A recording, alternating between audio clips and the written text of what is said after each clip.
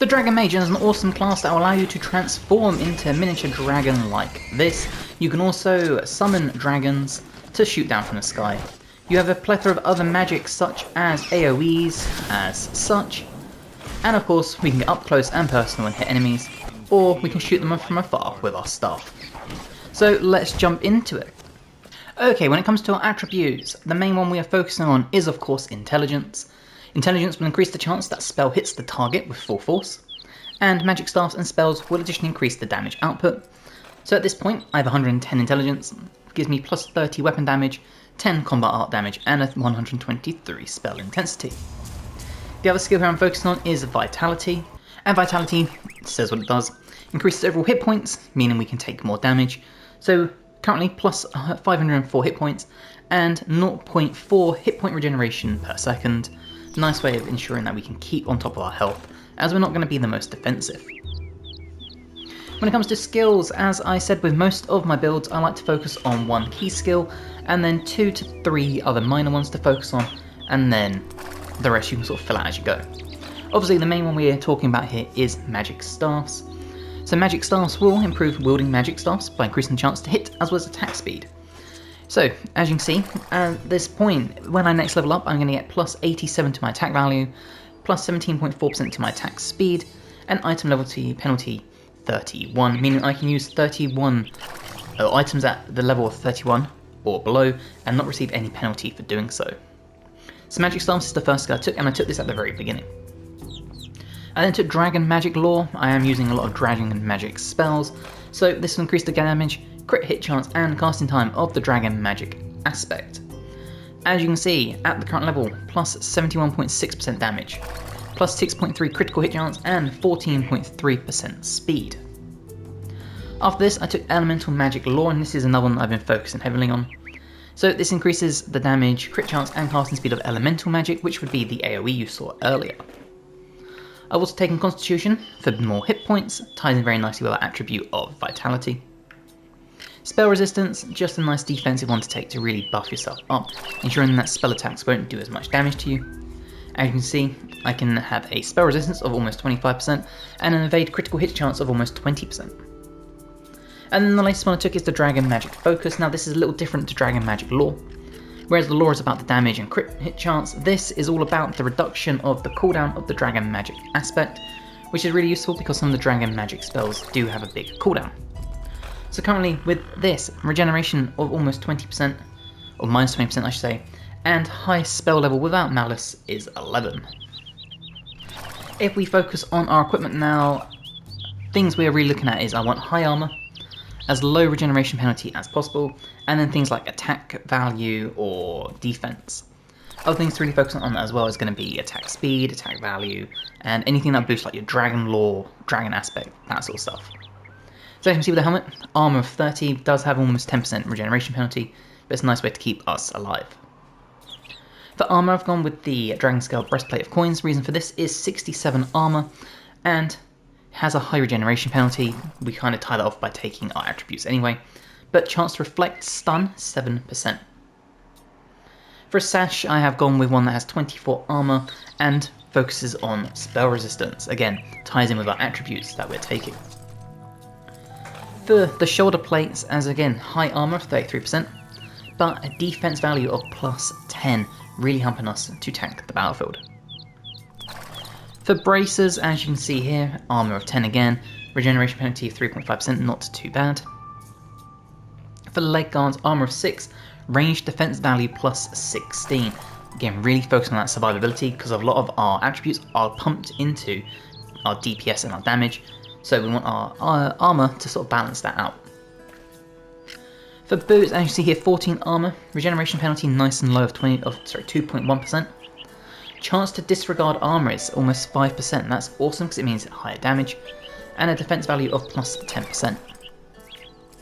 For gloves, as you can see here, 5 armor, almost virtually no regeneration penalty on this.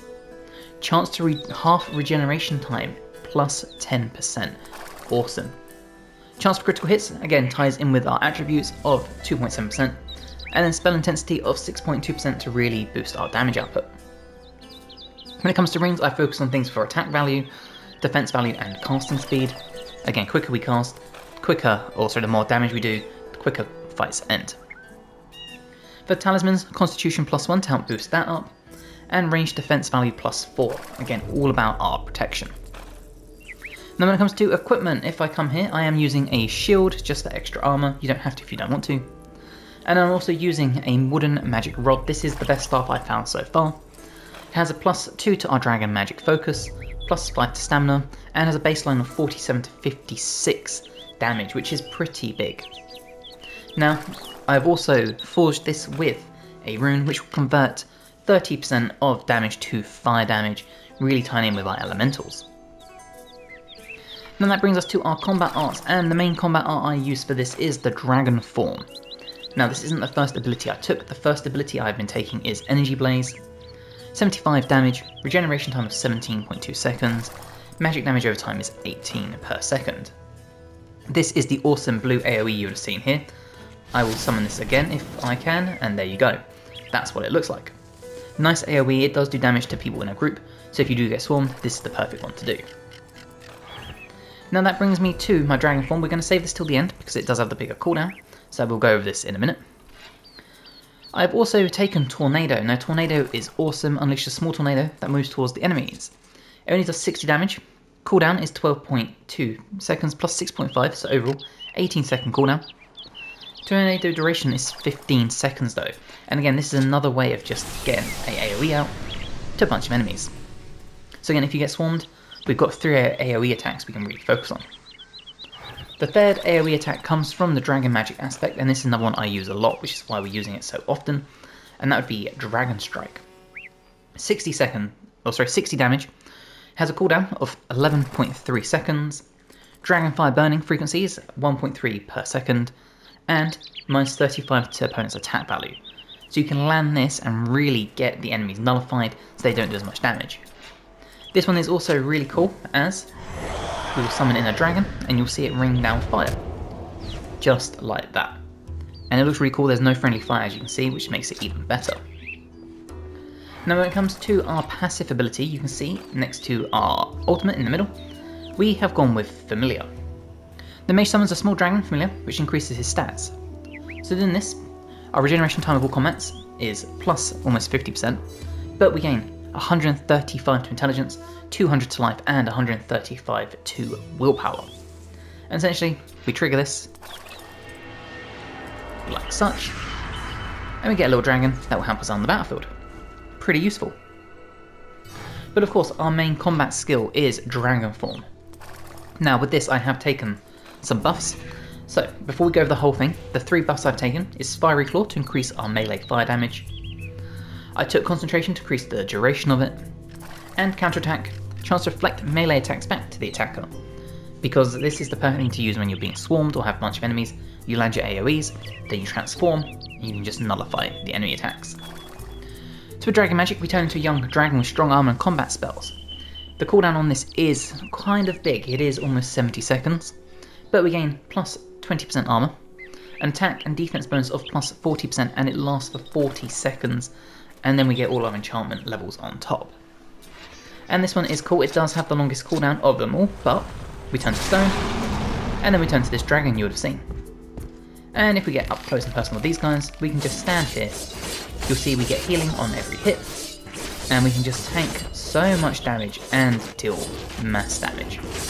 So this is a really awesome ability to do. You can just stand here, and if you have a bunch of enemies or a tomb or like cave or anything full of enemies, you can just spawn this at the start, and you can just run through and wipe enemies out because they find it so hard to chip away. And then let's say you have been swarmed too much and you do end up with like a quarter of your health bar left, you can still use healing potions while in this form, just like that. As you can see, every time you land an attack, you extend the duration of this, so we can make this last for ages. And if we just focus up here, we also have its own ability, so if we press square on the PlayStation controller, we can do an attack like that. And you see we can just take out all these champion enemies nice and quick, extending this for as long as we need to. And of course, once we're done with it, we can trigger it off. We'll take out this champion quickly. Just wiping them out. Just like that.